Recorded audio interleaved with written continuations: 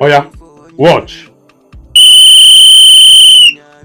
Two US officials were present at the Federal High Court in Abuja on June 18, 2025, to observe the trial of IPOB leader Mazi Nnamdi Kanu. IPOB says their presence reflects growing global concern over what they describe as a politically motivated and unfair trial. In a statement by Media Secretary Comrade Emma Powerful, IPOB called the prosecution's witness, PWDDD, unreliable. Under cross-examination, he allegedly admitted relying on newspaper articles and hearsay, claiming Kanu ordered 2,000 killings based on a Vanguard article, despite not witnessing or investigating the matter. He also linked Kanu to the Owerri prison break, but confessed he wasn't present and had no official report. When asked about his evidence, he said it was in a drawer in his office, not in court. He failed to interview key figures, including Uzoma Benjamin or the journalist who published the claims. The judge rejected some documents from the prosecution, noting they were obtained without Kanu's lawyer present, violating fair trial rights. One exhibit from the National Broadcasting Commission only stated that some equipment was intended for broadcasting, not proof of a crime, according to IPOB. PWDDD admitted to believing everything he reads in newspapers, but contradicted himself when asked about a similar claim involving Sunday Igboho. The judge reportedly told him, "Answer the question honestly without wasting my time." IPOB said the trial exposed a lack of real evidence and again demanded Kanu's unconditional release. Greetings, Barrister. Thank you. Okay, today, the 18th of June 2025, was slated for the continuation of trial between the Federal Republic of Nigeria and Mazi Nnamdi Kanu. We observed today the PW4, Mr. DDD, was called into the witness box to testify their role in this very case.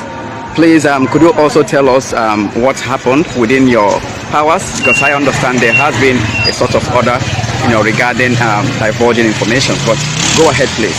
Well, thank you very much.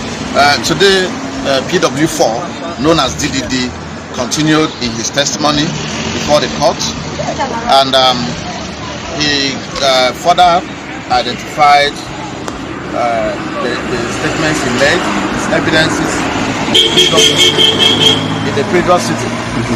He acknowledged that he attended the container and as well as the exhibit Z, which is the transmitter. He also went further to give more evidence with respect to the happenings, the killing of Gulak, the killing of Ikoso, and the issues of sit at home. On that cross-examination, he admitted that Gulak was killed on a Sunday, contrary to the assertion that he was killed on a Monday. He also admitted under cross-examination that one of the documents he tendered, and that is the Vanguard online publication, which he tendered in the last sitting. He admitted that anybody who releases such confessional statements to the police, to the public, or to the press is acting prejudicially. There are so many other evidences he gave, which we may not analyze at this point in time, because we do not want anything that will hamper or reduce the integrity of our matter. We strongly believe that the prosecution is most likely going to close this case before Friday, or not before Friday.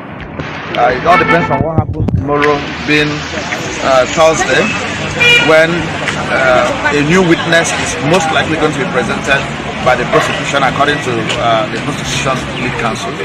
So if they present that witness, we'll know what the witness will say and possibly cross-examine him either the same tomorrow or on Friday. But we thank God for everything, and as we always say, the level we have gone so far is the level I call the surrogate level. Even that is the spirit, the dance of the spirit. Our fingers are crossed. We all have hope, very, very high hope, and it's our very strong belief that Omo Chineke, wherever we are, will continue to maintain the peace as we have always been known to maintain. So far, the evidences tendered, to my mind, has not shown that Omo Igbo or Biafrans or Omo Chineke we are responsible for any killings. Rather, The evidence has shown that 200 people were killed in Umpo by state security agencies, including the Nigerian Army, the police, and the SSS. That is the evidence so far we've gotten, that over 200 persons were killed. Of course, we've not also seen the 2,000 heads, human heads they mentioned. We've also not seen the 30 heads they allegedly claimed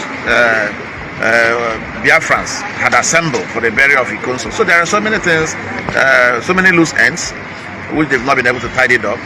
We thank God because it shows that our client is innocent and will continue to be innocent. It is for them to prove his guilt, and so far we have not seen such proof before this court. Thank you. All right, thank you very much. Ezi Igwe Williams Ezugwu of OP Ancient Kingdom said President Tinubu missed a chance to promote unity by not releasing Kanu on Democracy Day.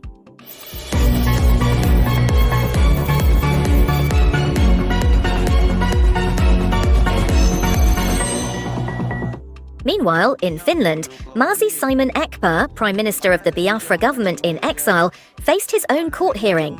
Witnesses say things are looking up. Most of the charges against him were reportedly dismissed for lack of evidence, including the claim that he enforced the sit-at-home order in southeastern Nigeria. At one point, the prosecution even backpedaled, asking for a 4-month sentence, down from the original 6 years. That's how shaky their case was. The Finnish court will reconvene on June 25th to discuss bail conditions, and the final judgment is expected in September. Biafrans around the world are hopeful for a favourable ruling. You don't see them? And they have had. Yes.